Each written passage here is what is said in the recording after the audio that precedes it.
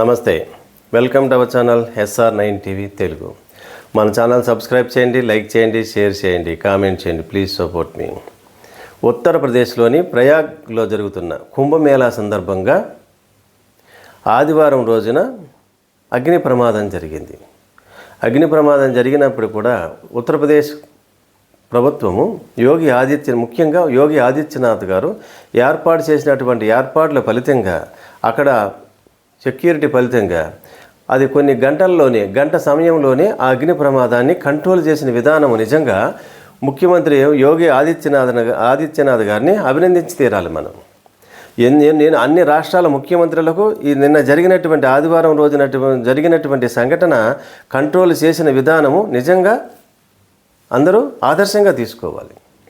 ఎందుకంటే కుంభమేళా అనేది దేశంలోనే జరుగుతున్నటువంటి గొప్ప ఉత్సవం. అది కొన్ని కోట్ల మంది వచ్చి స్నానాలు ఆచరించేటువంటి కుంభమేళా. నిన్న ఆదివారం రోజున జరిగిన కుంభమేళా సమయంలో కొన్ని లక్షల మంది స్నానాలు చేయడానికి అక్కడ ఉన్నారు, భక్తులు ఉన్నారు. కుంభమేళా ప్రయాగ్ ఎక్కడ జరిగింది? కుంభనగర్లో, ప్రయాగ్లోని కుంభనగర్లో అగ్ని ప్రమాదం జరిగింది. ఎలా జరిగింది? మొట్టమొదటగా ఒక గుడిసెకు నిప్పంటుకుంది. నిప్పంటుకున్న తర్వాత ఆ నిప్పు వల్ల అక్కడ ఉన్నటువంటి రెండు సిలిండర్లు పేలటం వల్ల దాని ఒకదానికొకటి ఆనుకుని ఉంటున్నటువంటి ఆ టెంట్లన్నీ 18 టెంట్లు అగ్నికి ఆహుతైనాయి. లక్షల మంది అక్కడ ఉన్నారు, భక్తులంతా లక్షల మంది ఉన్నారు. ఆ సమయంలో అన్ని టెంట్లు ఒకేసారి 18 టెంట్లు అగ్నికి ఆహుతైనప్పుడు నల్లటి పొగ ఆవరించేసింది. పెద్ద పెద్ద మంటలు, నల్లటి పొగతో ఆ ప్రాంతం అంతా కూడా వ్యాపించిపోయింది. భక్తులంతా భయాందోళనకు లోనయ్యారు. అయినా కూడా అక్కడ ఉన్నటువంటి వ్యవస్థ, యోగి ఆదిత్యనాథ్ గారు ఏర్పాటు చేసినటువంటి వ్యవస్థ, పోలీస్ వ్యవస్థ కానీ, సెక్యూరిటీ వ్యవస్థ కానీ, వాలంటరీ వ్యవస్థ కానీ, దాన్ని భక్తులకు ఎటువంటి ప్రమాదము జరగకుండా, తొక్కిసలాట జరగకుండా చకచకా ఏర్పాట్లు చేశారు. ఫైర్ ఇంజన్లు వచ్చి నిమిషాల్లోనే గంట సమయంలోనే మొత్తం మంటలను అదుపులోకి తీసుకొచ్చారు. భక్తులు ఎవరికి ఎటువంటి అసౌకర్యము జరగకుండా, ప్రాణ నష్టము జరగకుండా కంట్రోల్ చేసిన విధానాన్ని మనం ఖచ్చితంగా అభినందించి తీరాలి. ఎందుకంటే హిందువులంతా కూడా, దేశంలోనే కాదు ప్రపంచంలో ఉన్నటువంటి హిందువులంతా ఈ కుంభమేళాలకు వచ్చి అక్కడ స్నానం ఆచరించాలని తప్పిస్తూ ఉంటారు.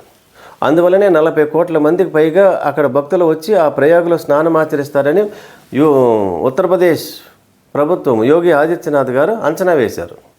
అందుకు తగినట్టుగానే భక్తులకు ఎటువంటి అసౌకర్యం జరగకుండా, ఇబ్బందులు కలగకుండానే సౌకర్యాలను ఏర్పాటు చేశారు.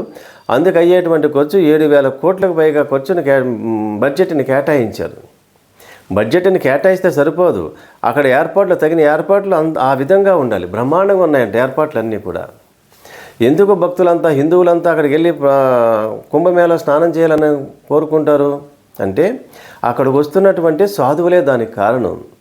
సాధు సంప్రదాయాన్ని, గురు సంప్రదాయాన్ని ఎవరైతే పాటిస్తారో, ఎవరికైతే విశ్వాసం ఉంటుందో, నమ్మకం ఉంటుందో, వారంతా ఆ కుంభమేళా సందర్భంగా వస్తున్నటువంటి అఘోరాలు, సాధు సత్పురుషులను, మునీశ్వరులను, తపస్సులను, నాగసాధువులను దర్శించవచ్చువని, వారి ఆశీస్సులు పొందవచ్చువని ప్రతి హిందువు తప్పిస్తూ ఉంటాడు. అందుకారణంగా ఆ కుంభమేళాకి వెళ్ళి గంగా, యమున, సరస్వతి ఎక్కడైతే 3 నదులు కలుస్తాయో త్రివేణి సంగమంలో స్నానం ఆచరించాలని ప్రతి హిందువు కోరుకుంటాడు. ఆ నాగసాధువులు ఎక్కడుంటారో, ఎలా జీవిస్తారో ఎవరికీ తెలియదు. కరెక్ట్గా కుంభమేళా సమయానికి మాత్రమే నాగసాధువులు, అఘోరాలు అక్కడికి వచ్చి స్నానం ఆచరిస్తూ ఉంటారు. ఆ సాధువులను చూసి తప్పించాలని, వారి ఆశీస్సులను పొందాలని ప్రతి హిందువు కోరుకోవడానికి కారణం అన్నమాట. అంటే సాధు సంప్రదాయానికి అంత గొప్ప విశిష్టత, ప్రాముఖ్యత హైందవ సంప్రదాయంలో ఉంది. ఈ కుంభమేళా ప్రారంభమైన సంవత్సరం నుంచి ప్రతి సంవత్సరము ప్రతి నదికి ఒక్కొక్క నదికి పుష్కరాలు వస్తూ ఉంటాయి. గంగా నదికి మొట్టమొదటిగా గంగా నదికి వస్తుంది, తర్వాత గోదావరి, కృష్ణ, తుంగభద్ర, అలాంటి పవిత్రమైనటువంటి నదులన్నీ వరుసపెట్టి ఒక్కొక్క సంవత్సరం ఒక్కొక్క నదికి పుష్కరాలు వస్తూ ఉంటాయి. అన్ని పుష్కరాలలో వల్ల విశిష్టమైనది, ప్రాముఖ్యత కలిగినది ఈ కుంభమేళా ప్రయాగ్. అంత విశిష్టత ఉంది. చూడండి, మరి యోగి ఆదిత్యనాథ్ గారు ఎంత పగడ్బందీ ఏర్పాట్లు చేశారో. అంత అగ్ని ప్రమాదం, అంత పెద్ద ప్రమాదం జరిగినా ఎవరికి ఏ విధమైనటువంటి భక్తులకు అసౌకర్యం కలగలేదు. ప్రాణ నష్టం కానీ ఆస్తి నష్టం కానీ జరగకుండా కంట్రోల్ చేసిన విధానాన్ని మనం నిజంగా అభినందించాలి. మరి ఆంధ్రప్రదేశ్కి వచ్చామనుకోండి, మన విజనరీ ముఖ్యమంత్రి, ఈ దేశంలోనే సీనియర్ మోస్ట్ పొలిటీషియన్ ఎవరంటే చంద్రబాబు నాయుడు గారు నేనే అని చెప్పుకుంటారు. విజనరీ ఉన్న ముఖ్యమంత్రి ఎవరన్నా ఈ దేశంలో ఉన్నారంటే అది నేనే అని చెప్పుకుంటారు చంద్రబాబు నాయుడు గారు. ఆయన చేసే పరిపాలన విధానము, ఆయన చేసే ఏర్పాట్లు అంత గొప్పగా ఉంటాయని, ఇంకెవరో చేయలేరని ఆయనే గొప్పగా చెప్పుకుంటారు. తీరా చూస్తే ఫలితం చూస్తే మాత్రం ఆ విధంగా ఉండదు. గోదావరి పుష్కరాల సందర్భంగా చూడండి, కొన్ని వేల మంది మాత్రమే వచ్చారు అక్కడికి.